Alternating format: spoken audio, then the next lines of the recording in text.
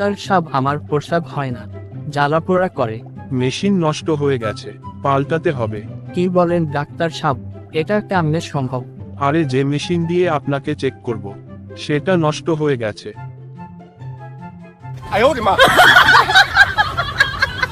শুনেন, কালকে আপনার প্রস্রাব টেস্ট করা হবে। 1 বোতলে করে প্রস্রাব নিয়ে আসবেন। স্যার, প্রসাদ কি আপনি টেস্ট করবেন? না, আপনার সহকারী টেস্ট করবে। আরে না, আমি নিজে টেস্ট করব।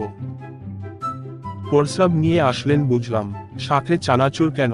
ভাবলাম খালি মুখে টেস্ট করবেন, ব্যাপারটা কেমন দেখা যায় না, তাই চানাচুর নিয়ে আনলাম। চানাচুর সাথে টেস্ট করে মজা পাবেন। ডাক্তার সাহেব, আমাকে তাড়াতাড়ি করে ওষুধ দেন, রাতের ব্যথায় সারা রাত ঘুমাতে পারি না। আপনাকে তো আমি খুঁজছি। কেন? না, আমার তো একটা নাইট গাইড দরকার, তাই।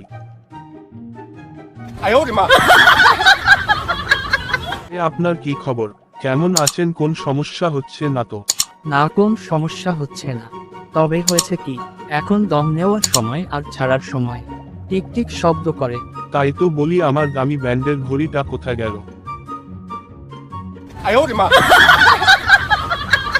আচ্ছা, আপনার খাবার সব সময় ঢাকা রাখবেন।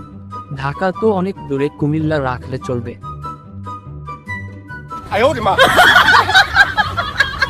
আচ্ছা ডাক্তার সাহেব, আপনি সত্যি বলতেছেন আমি চশমা নিলে পড়তে পারবো?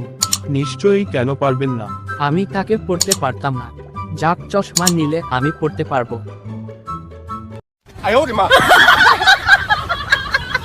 হ্যালো বন্ধুরা, পুরো ভিডিওটি দেখার জন্য আপনাকে অনেক ধন্যবাদ। আমাদের এই চ্যানেলের নতুন দর্শক হলে অবশ্যই চ্যানেলটি সাবস্ক্রাইব করুন।